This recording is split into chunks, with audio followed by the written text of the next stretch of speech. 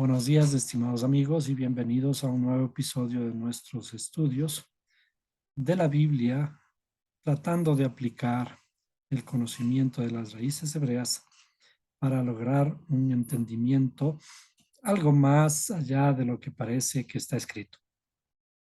En esta ocasión hablaremos de los personajes, los patriarcas que se conocen en la historia de Israel, pero que son perfectamente aplicables a nuestra realidad. Y para ello iniciaremos, eh, iniciaremos con poema, un poema de un poeta muy conocido en nuestro mundo, Antonio Machado. Dice: caminante no hay camino, caminantes son tus huellas, el camino y nada más. Caminante no hay camino, se hace camino al andar.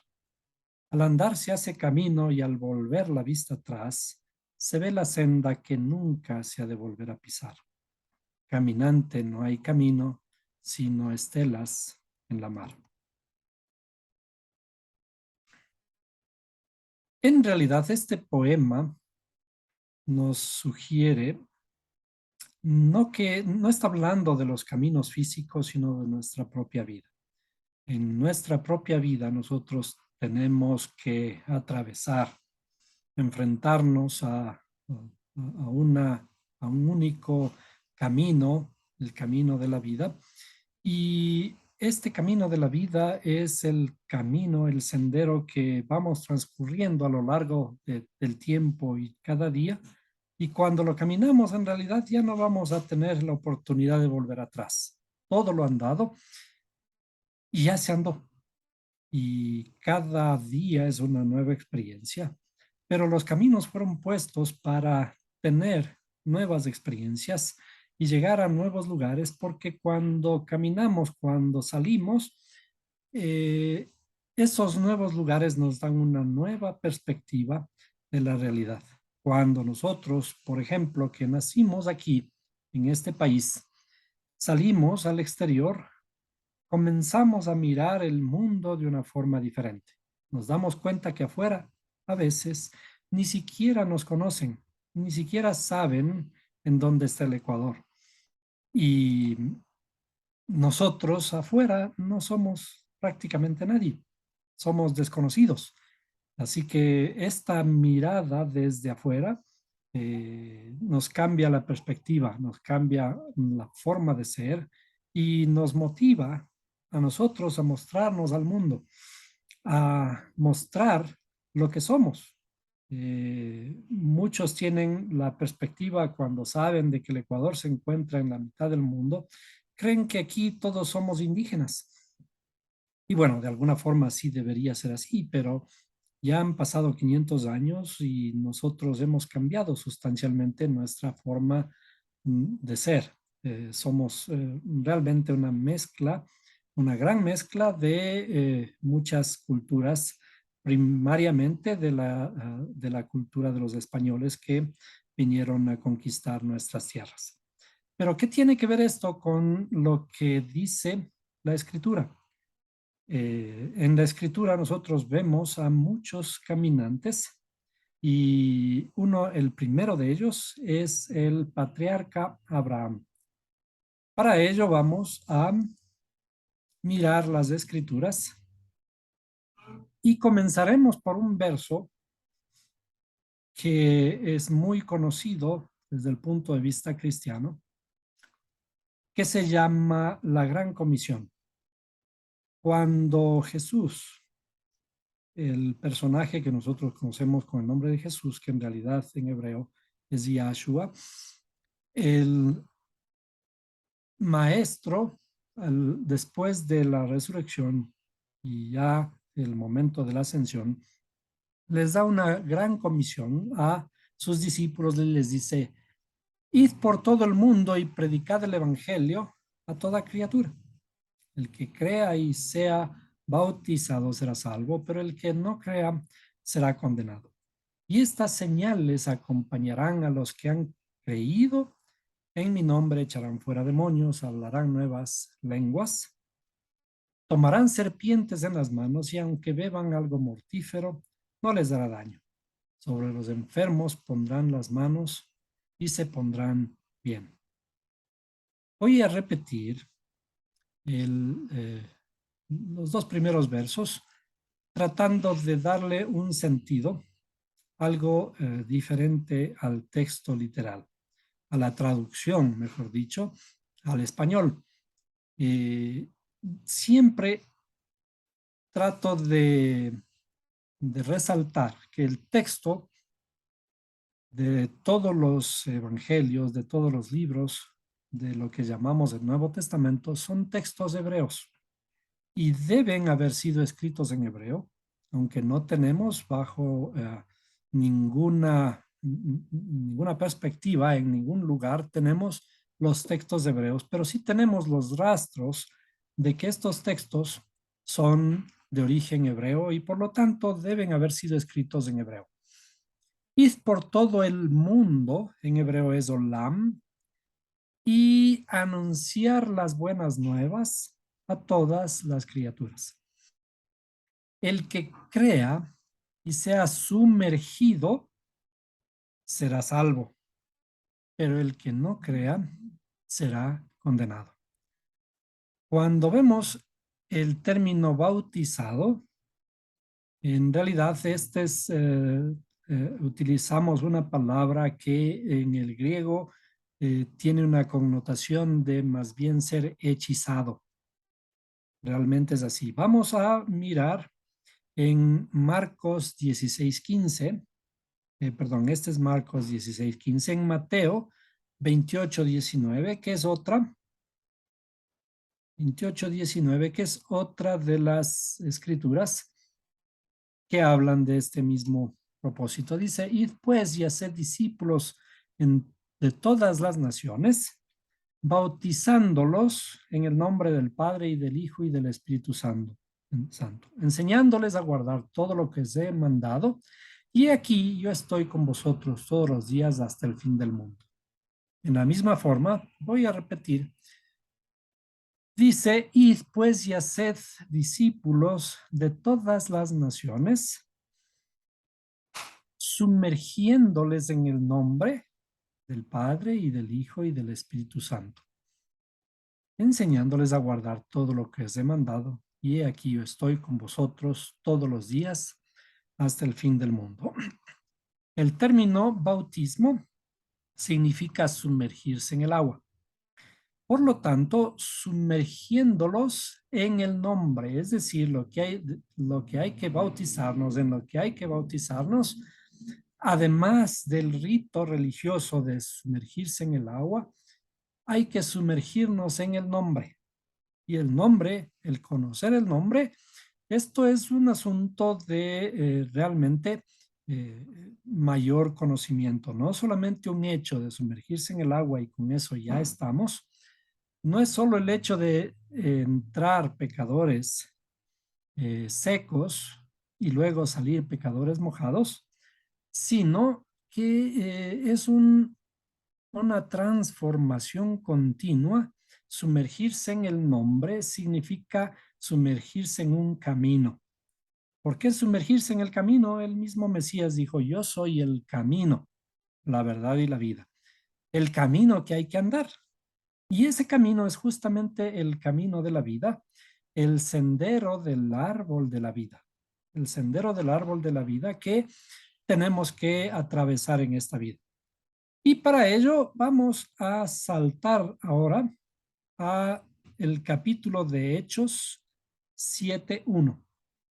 Hechos 7:1. Y vamos a hablar un poquito del discurso de Esteban. Esteban es uno de los apóstoles, seguidores de el Mesías, y de pronto él hace un discurso cuando le estaban persiguiendo. ¿Y qué es lo que dijo en el discurso? Esto nos va a llevar desde luego a la historia que queremos analizar. Y el sumo sacerdote dijo, esto es así. Y él dijo, escuchadme, hermanos y padres, el Dios de gloria apareció a nuestro padre Abraham cuando estaba en Mesopotamia, antes de que habitara en Harán. Y le dijo, sal de tu tierra y de tu parentela y ve a la tierra que yo te mostraré. Entonces él salió de la tierra de los caldeos y se fue y radicó en Harán. Y de allí, después de la muerte de su padre, Dios lo trasladó a esta tierra en la cual ahora vosotros habitáis. No le dio en ella heredad, ni siquiera la medida de la planta del pie. Y sin embargo, aunque no tenía hijo, prometió que se le daría en posesión a él y a su descendencia después de él. Y Dios dijo así, que sus descendientes serían extranjeros en una tierra extraña y que serían esclavizados y maltratados por 400 años. Creo que es suficiente esta lectura porque nosotros sabemos de alguna forma cómo ocurrieron todos los hechos alrededor de Abraham, pero de todas maneras vamos a regresar al libro del Génesis 11. En Génesis 11, vayamos al 12 de una vez, el 12, capítulo 12, versículo 1. Y entonces aquí se repite la historia, o mejor dicho, la historia de Esteban repitió de lo que él conocía de este capítulo, ¿no? El texto dice aquí, vete de tu tierra y de entre tus parientes y de la casa de tu padre a la tierra que yo te mostraré.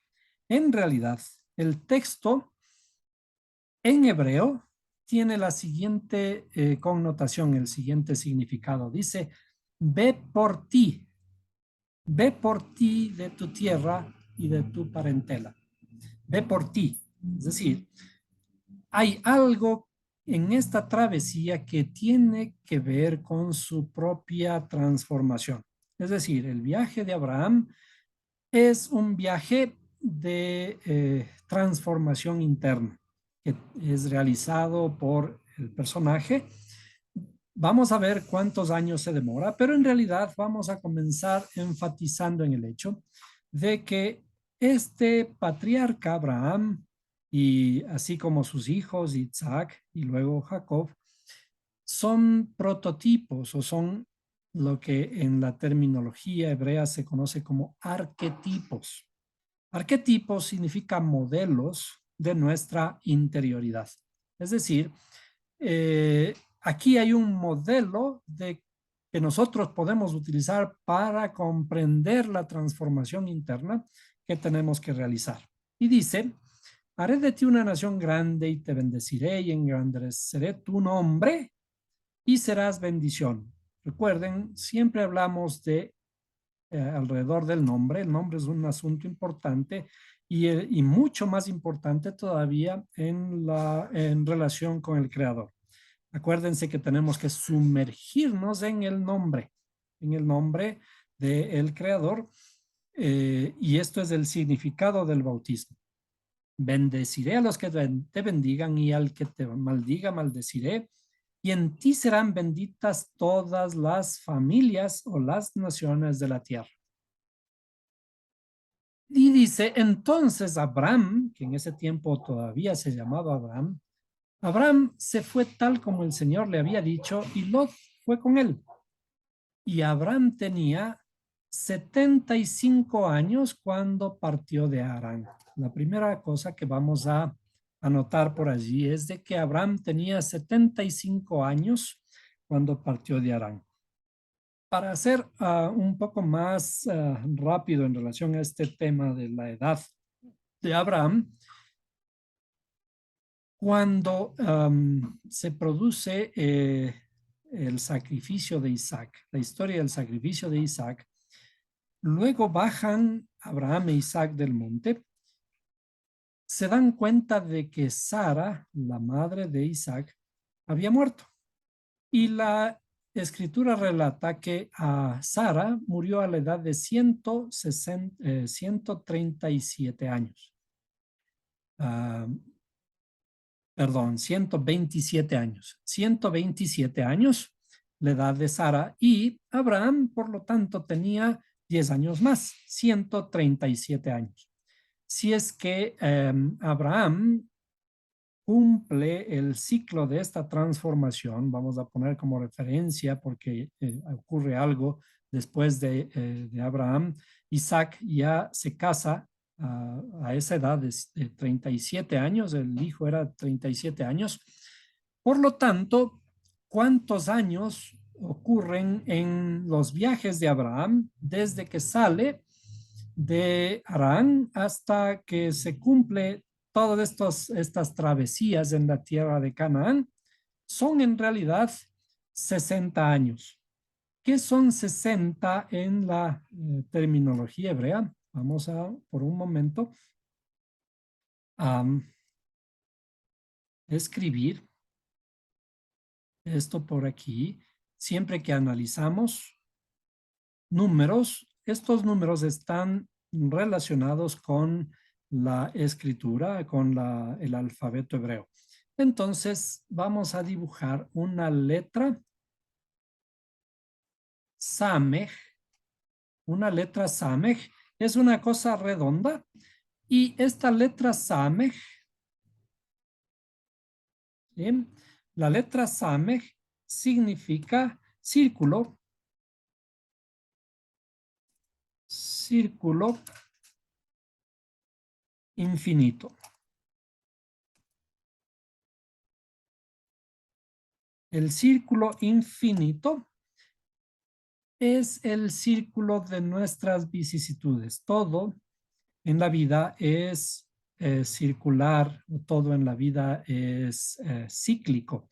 También podremos poner aquí lo cíclico de la vida, ¿no?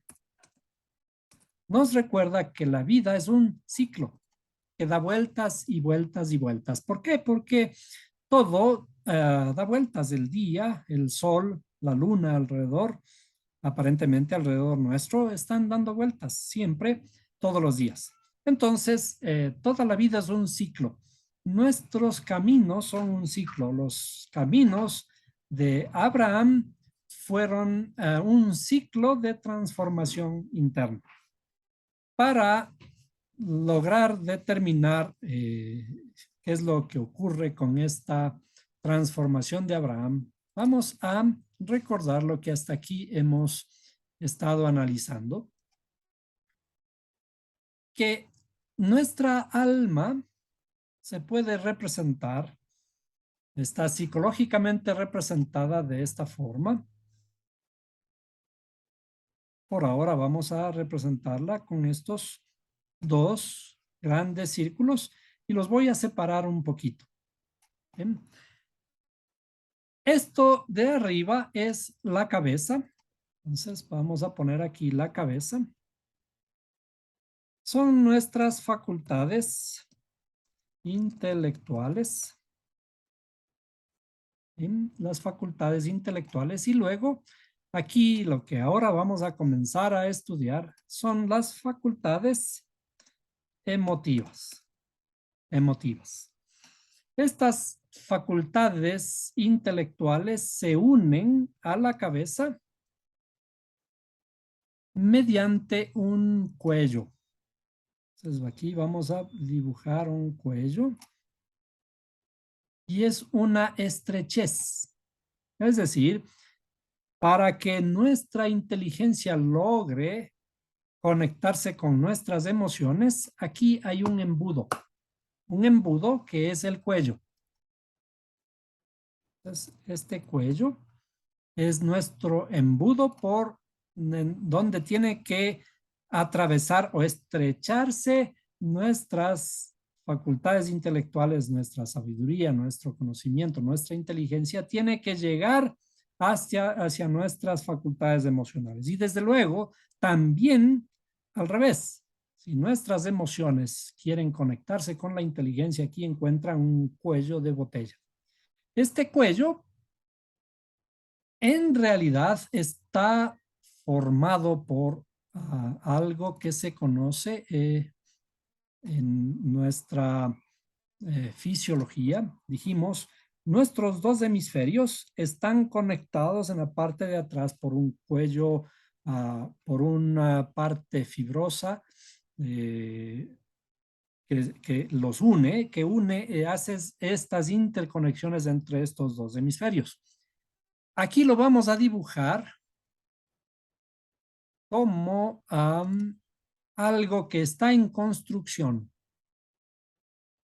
algo que está en construcción, este cuello, que es el conocimiento.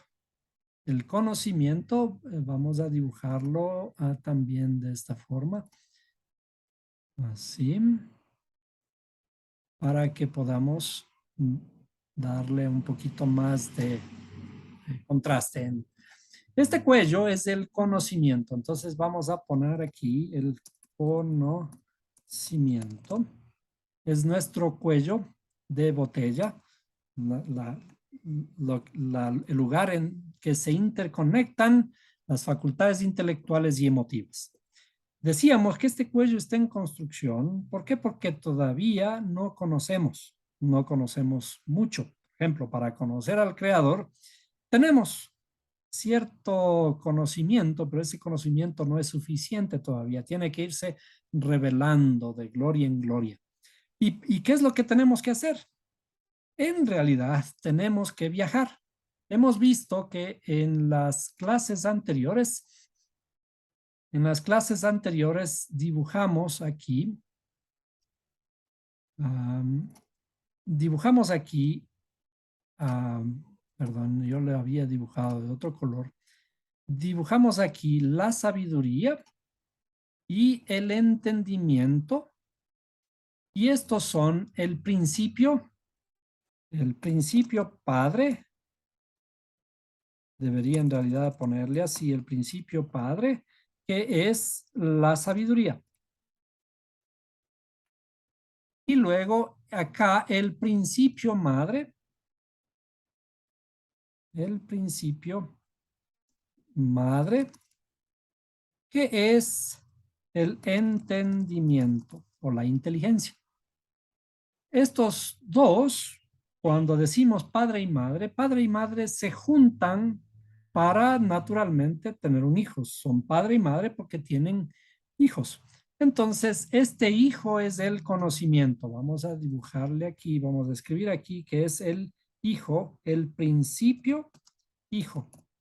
El principio hijo es el conocimiento. Es decir, cuando se juntan padre y madre, comienza a aparecer el hijo y eso significa que estamos entrando en la parte interior de nuestro cuerpo, que es nuestras facultades emotivas. Por lo tanto, cuando padre se junta la madre, comienza a formar el hijo y aquí existe un camino, ¿sí? Un camino para profundizar en nuestra interioridad. A esto se refiere el camino que tenemos que caminar a lo largo de nuestra vida. Tenemos que caminar, hacer que nuestras facultades intelectuales comiencen a transformar, a trabajar nuestras facultades emotivas. El primer caminante, el primer trabajador es Abraham. Hemos dicho, alguna vez dibujamos aquí, que en estas facultades emotivas, la primera facultad o grupo de facultades emotivas es Abraham. Entonces, Abraham, vamos a dibujarle aquí, a poner Abraham, es el primer prototipo, el primer patriarca, que significa nuestra bondad amorosa. Amorosa, perdón, vamos a ponerle bondad amorosa. ¿Sí? La bondad amorosa. El segundo es Isaac, tu hijo, el segundo patriarca. Entonces, y luego vamos de una vez a dibujar, es Jacob, aquí en la mitad. Bien, entonces aquí este sería Isaac. Vamos a escribir en la terminología hebrea. Yitzhak, así, Yitzhak. Así se escribe Isaac. Y aquí el patriarca Jacob, que es Jacob en hebreo. ¿Qué es Yitzhak? Yitzhak es el temor o el miedo, que también se le conoce como el poder. ¿Por qué estas terminologías del temor, miedo y poder?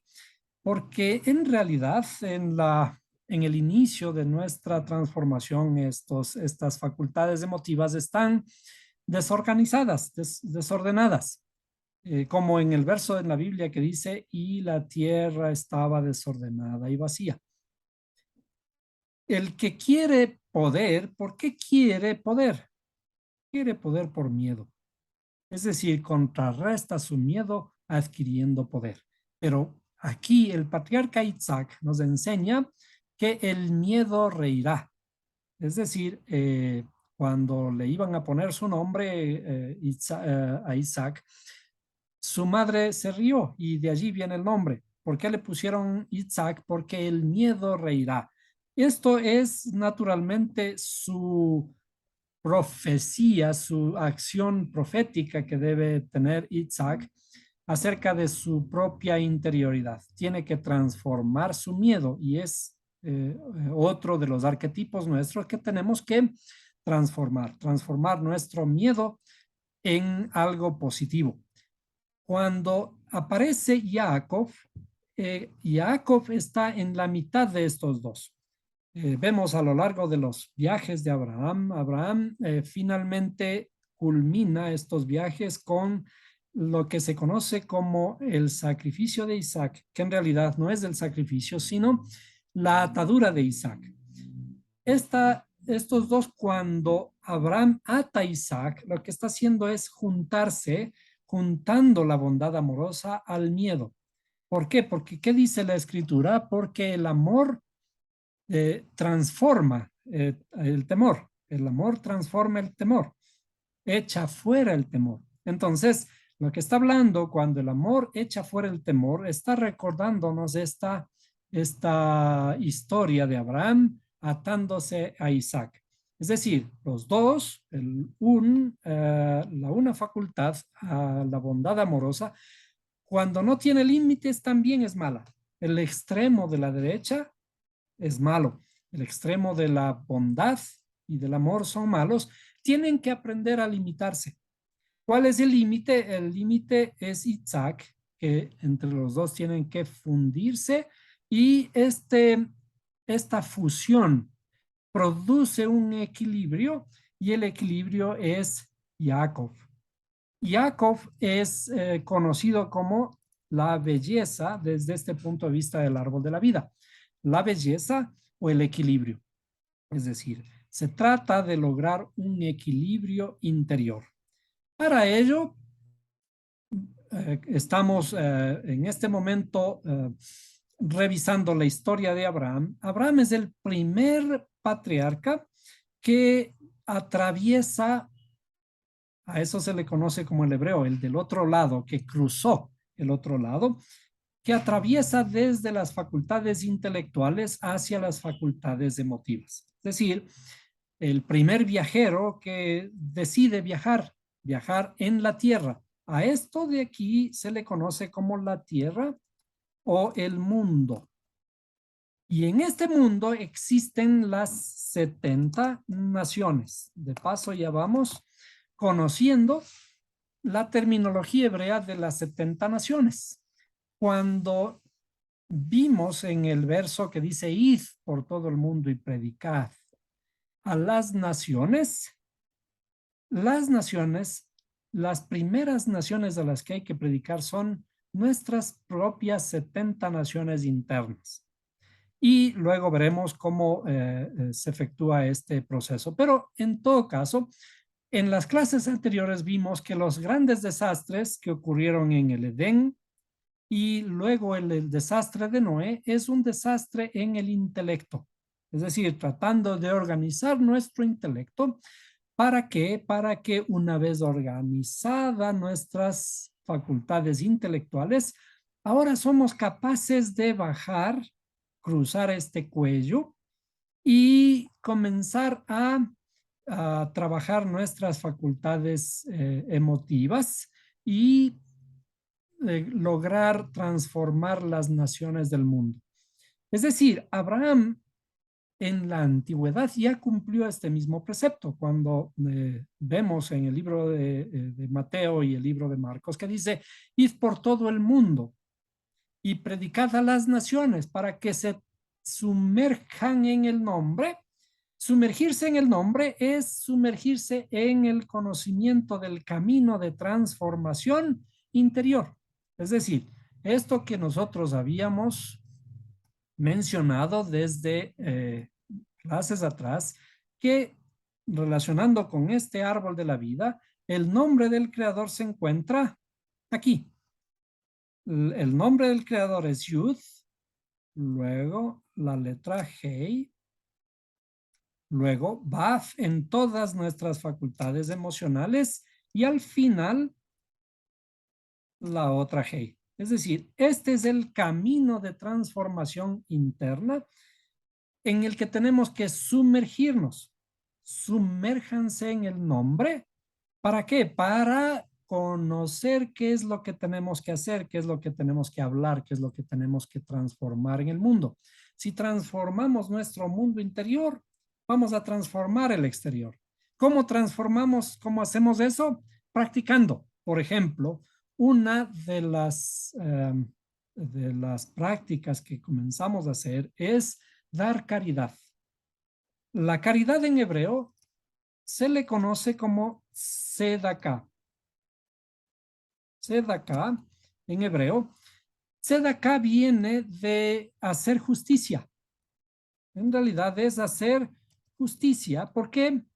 Porque el mundo no es justo. ¿Cuál mundo no es justo? Nuestro propio mundo todavía no es justo. Y si nuestro propio mundo no es justo, el mundo externo no va a estar tan bien. Es decir, el mundo externo depende de mí, depende de la justicia que yo pueda hacer. Por lo tanto, ¿cómo aprendo a hacer justicia? Aprendo dándose de acá, dando caridad. ¿Por qué cuando doy caridad tengo que dar de mi bolsillo? Tengo que sacar de algo que en realidad me duele. Cuando voy a buscar en mi bolsillo, estoy pensando, ¿puedo dar esto? ¿Puedo o no puedo dar esto? ¿Por qué? Porque a lo mejor, por ejemplo, no tengo sueltos y tengo solo billetes y ahí me duele. Y entonces tengo que ver la forma de que esta caridad sea realizada porque me comienza a doler en mi propia interioridad. Es decir, realizo un trabajo aparentemente en el exterior, pero en realidad estoy haciendo en el interior. Es decir, el trabajo que nosotros tenemos que realizar está representado por este camino al que tenemos que salir, como el camino de Abraham, que dice que tuvo que salir de la tierra de sus parientes. Y si nosotros nos detenemos un poquito allí, dice, ve por ti. ¿De dónde? De la tierra de tu parentela, ¿sí? ¿Cuál es el padre y la madre? El padre y la madre son sus facultades intelectuales. De allí sale Abraham, deja lo que conoce, deja lo que hasta ese momento sabía. ¿Para qué? En pos de un nuevo conocimiento, adquiriendo en el camino de transformación interna que tiene que realizar, pasando por este cuello el cuello que une las facultades intelectuales y las facultades emotivas. Mientras ocurre este paso, en realidad lo que está es creando o está añadiendo fuerzas de interconexión entre las facultades intelectuales y las facultades emocionales. Vamos a regresar un momentito al texto porque allí hay cierta información también que vale la pena. Y dice, y tomó Abraham a Sarai su mujer y a Lot su sobrino y todas las posesiones que ellos habían acumulado Y las personas que habían adquirido en Harán y salieron para ir a la tierra de Canaán, y a la tierra de Canaán llegaron. Y es esta forma de hablar poética del texto que reconocemos que estas repeticiones se les conoce como hebraísmos, fueron a la tierra de Canaán y a la tierra de Canaán llegaron.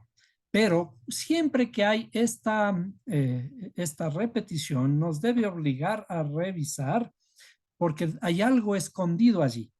Por ahora vamos a revisar el texto hebreo para ver el significado de Canaán. Canaán, Canaán,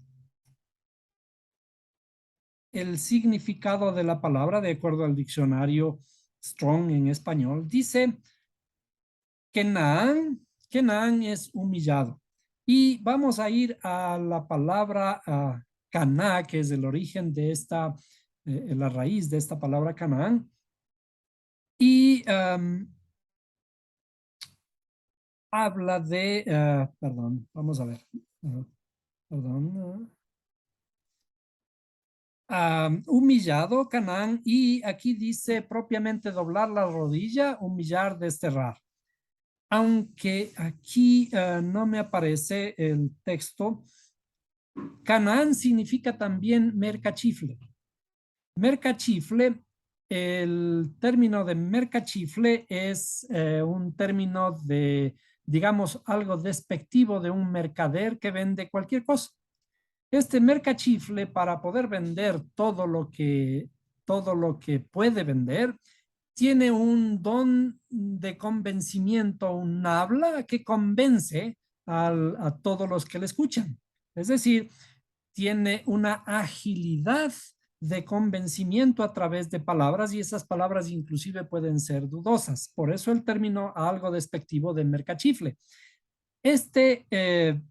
Esta palabra de Canaán, que de todas maneras también significa humillar, desterrar, es quienes habitaban en la tierra donde fue Abraham. ¿Qué es lo que significa? Que en el lugar a donde va Abraham, las palabras no son las correctas, las palabras son de tipo sin valor.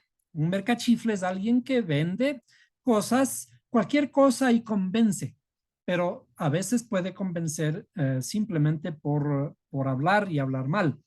Entonces, el sentido es, Abraham sale de sus facultades intelectuales para trabajar estas palabras en nuestra interioridad que están representando a nuestras emociones para trabajarlas y elevar estas palabras, transformar nuestras emociones a través de las palabras.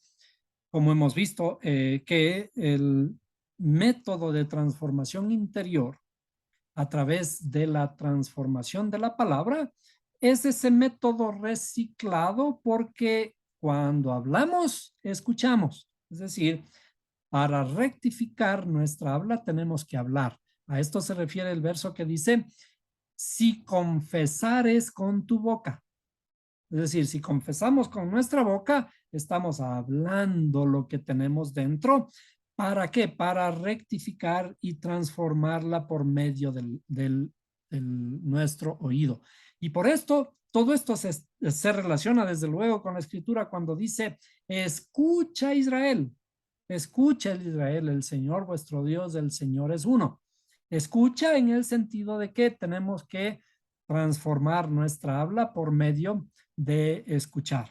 Bueno, ahora avanzando un poquito, dice, y pasó Abraham por aquella tierra hasta el lugar de Siquem, hasta el valle de Moré, y el cananeo estaba, perdón, aquí estaba la palabra, y el mercadeo estaba entonces, y el cananeo estaba entonces en la tierra.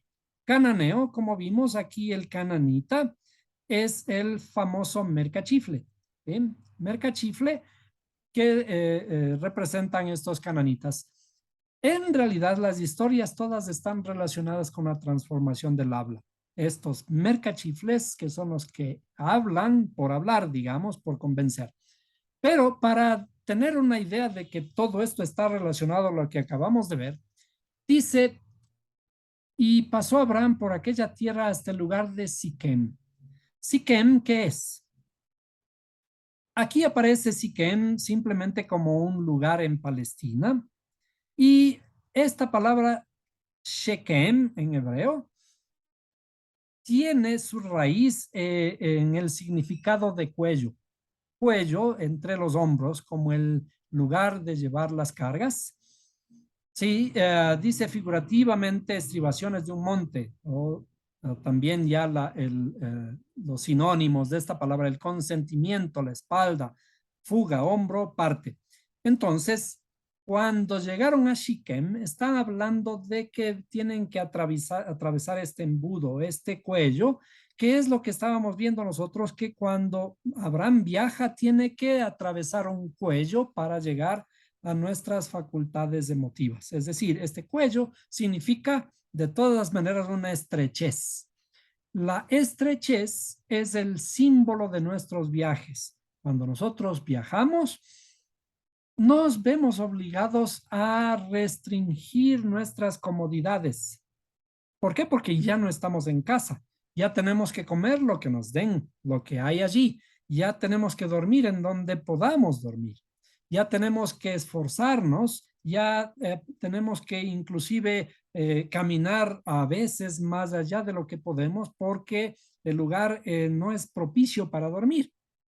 Entonces, como dijimos, los viajes son sinónimos de transformación. La transformación que tenemos que realizar en nuestra interioridad. Y allí enlazando con el verso que iniciamos, que dice, caminante no hay camino, sino estelas en el mar. Caminante no hay camino, son tus huellas, nada más. Y caminante no hay camino, se hace camino al andar. ¿Cómo hacemos camino al andar? Hacemos camino al andar, dice verso a verso, pero también golpe a golpe. Es decir, cuando nosotros nos proponemos trabajar nuestras facultades intelectuales, es allí en donde vamos a tener eh, las, las transformaciones que estamos hablando aquí. Cuando decidimos caminar a anunciar las buenas nuevas a la tierra, tenemos que comenzar por nuestra interioridad. El amor echa fuera el temor y este triángulo me lleva a recordar que todo es la transformación del habla. ¿Cómo es toda esta la transformación del habla para transformar nuestras emociones? Para ello, miremos un gráfico que es muy explicativo respecto de esta transformación. Hemos comenzado a ver en el árbol de la vida que iniciamos arriba y en realidad no hemos dibujado todavía el primer círculo que es el círculo de la corona que hemos estado obviando todavía por algún tiempo. La corona, luego las dos facultades intelectuales, lo que dijimos padre y madre, luego el triángulo que estamos comenzando a ver con Abraham, Isaac y Jacob. Abraham, Isaac y Jacob forman aquí un triángulo y luego más abajo las facultades conductuales que ya forman una superficie, un volumen, porque ya son cuatro. Aquí estamos hablando de Moisés, Aarón y José, y más abajo David, el rey David, que veremos en las siguientes clases. Pero ¿cuál es la connotación de esto? ¿Por qué la geometría, paralelamente a lo que estamos hablando de la transformación del habla? La geometría está estrechamente ligada a la creación de las palabras. Por ejemplo, cuando nosotros de niños nos envían al jardín de infantes. En el jardín de infantes comenzamos a conocer las letras. Estos son los puntos. Las letras una por una y comenzamos con la A, la E, la I, la O, etcétera, y luego A, B, C, D. y comenzamos a dibujarlas, ¿no? Después viene, juntemos las letras y comencemos a hacer sílabas y comencemos a hacer palabras y por lo tanto ya hacemos una línea.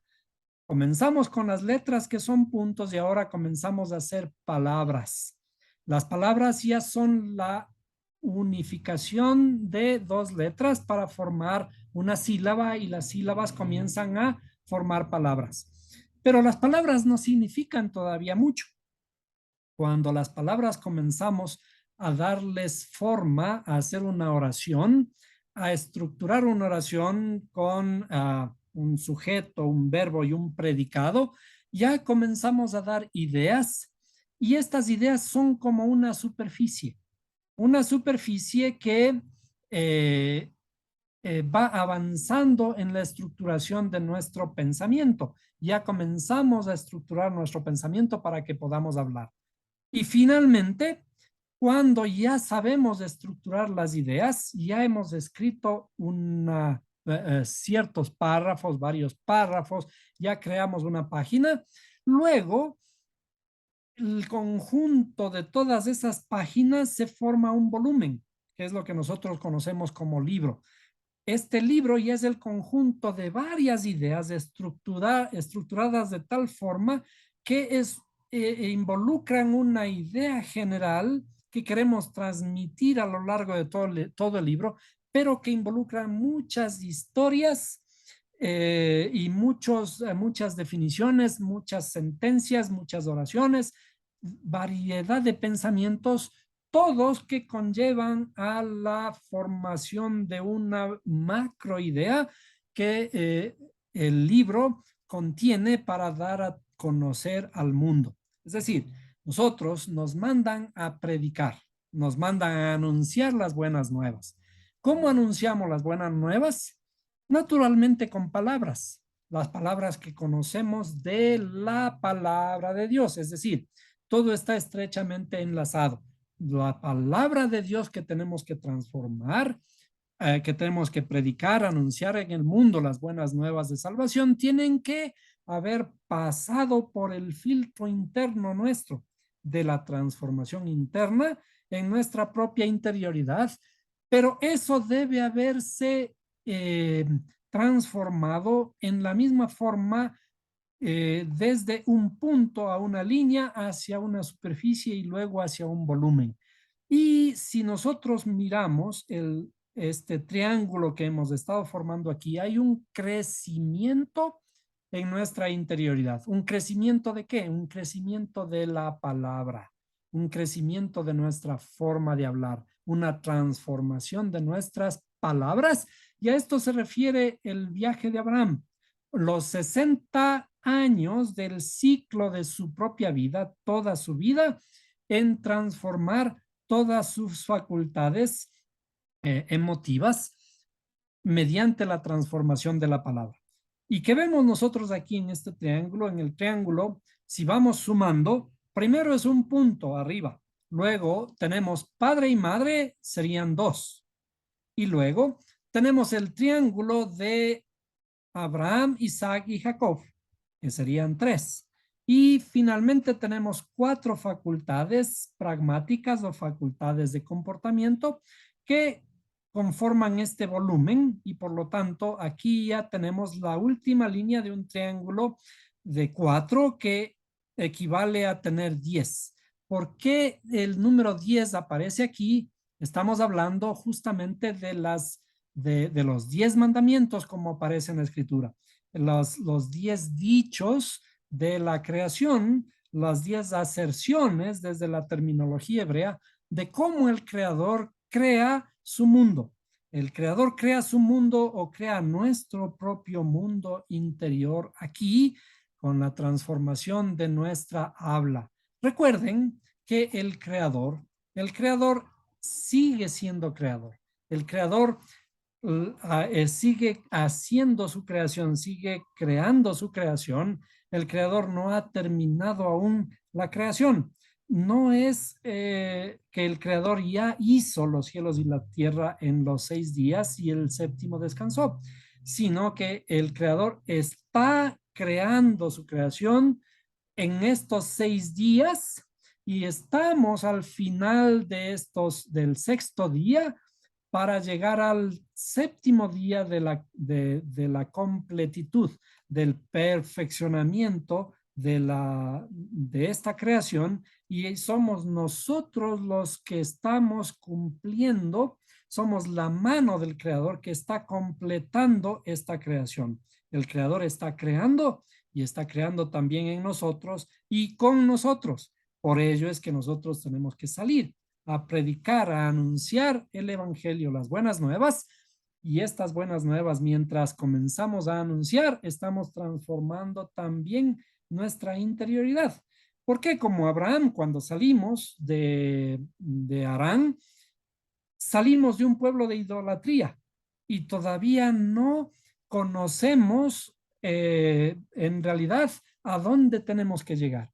Cuando le dijo Dios a Abraham, sal, ve por ti de tu tierra y de tu parentela a una tierra que yo te mostraré, no le dijo a dónde iba, solo le dijo, ve, sal de allí y yo te mostraré luego a dónde tienes que llegar.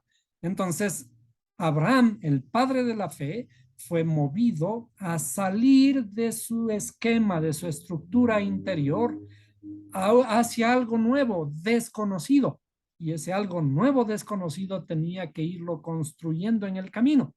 Por esto, el verso con el que iniciamos nos habla de un camino al que nunca vamos a poder volver atrás.